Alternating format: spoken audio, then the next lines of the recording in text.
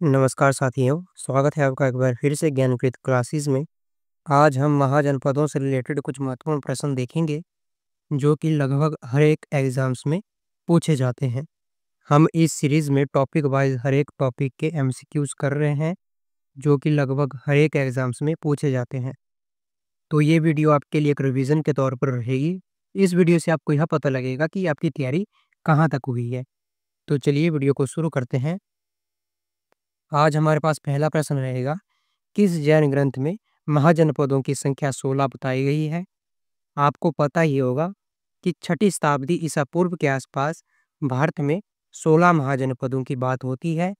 तो आपको बताना है कि किस जैन ग्रंथ में इनकी बात की गई है। तो इसका राइट आंसर होगा ऑप्शन बी, भगवती सूत्र में 16 महाजनपदों की बात की गई है। चलिए आगे देखते हैं। निम्नलिखित में से गांधार महाजनपद की राजधानी कौन सी थी? तो इसका जो राइट आंसर होगा वो होगा ऑप्शन बी, तक्षशिला गांधार की राजधानी थी और यह एक प्रमुख शैक्षणिक संस्थान भी था उत्तर पश्चिम भारत में। चलिए अब आगे बढ़ते हैं। निम्नलिखित में से मगध महाजनपद की पहली राजधानी कौन थी? आपको पता ही होगा कि मगध महाजनपद की जो राजधानियां थी वो अलग अलग शासकों के समय बदलती रही, लेकिन जो मगध महाजनपद की पहली राजधानी थी वो थी राजगृह। इसका राइट आंसर होगा ऑप्शन ए। चलिए अब आगे बढ़ते हैं। किस बौद्ध ग्रंथ में 16 महाजनपदों की जानकारी दी गई है? इसका राइट आंसर होगा ऑप्शन सी, अंगुत्तर निकाय। चलिए आगे बढ़ते हैं। निम्नलिखित में से कौन प्राचीन भारत के महाजनपदों में से एक नहीं था? तो इसका जो राइट आंसर होगा वो होगा ऑप्शन डी, चोल। चोल जो थे वे महाजनपदों से संबंधित नहीं हैं।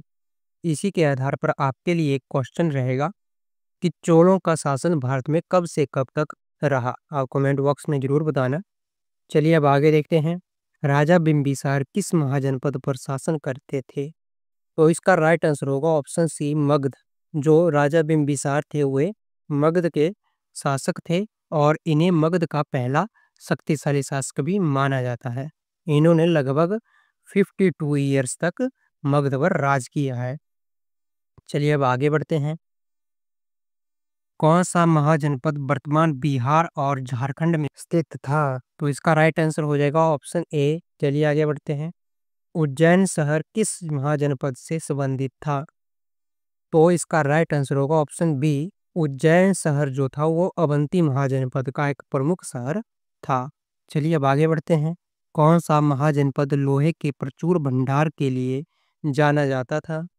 इसका जो राइट आंसर होगा वो होगा ऑप्शन बी, मगध जो था वो अपने लोहे के भंडारों के लिए जाना जाता था और मगध के पास प्रचुर मात्रा में लोहा भंडार होना उसके उत्कर्ष का एक महत्वपूर्ण कारण था। चलिए अब आगे चलते हैं। प्राचीन भारत के सबसे अधिक महाजनपद किस आधुनिक राज्य में आते हैं? इसका राइट आंसर होगा ऑप्शन ए, उत्तर प्रदेश में प्राचीन भारत के अधिकतर महाजनपद आते हैं। जैसे अगर हम बात करें कौशल की, वत्स की और कोरो आदि की, ये सभी वर्तमान उत्तर प्रदेश से संबंधित हैं। चलिए अब आगे बढ़ते हैं। वर्तमान राजस्थान में कौन सा महाजनपद स्थित था? इसका जो राइट आंसर होगा वो होगा ऑप्शन बी, मत्स्य।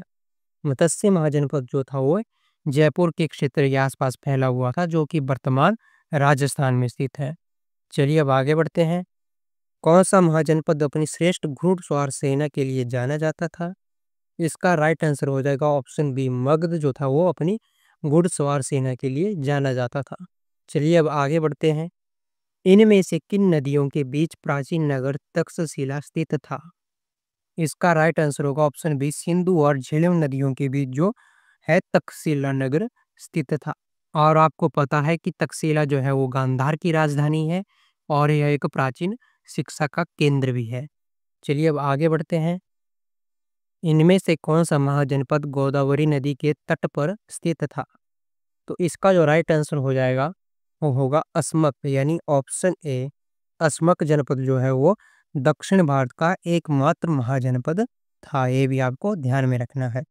चलिए आगे बढ़ते हैं। ईसा पूर्व छठी शताब्दी के प्रारंभ में इनमें से कौन भारत का सर्वाधिक शक्तिशाली नगर था?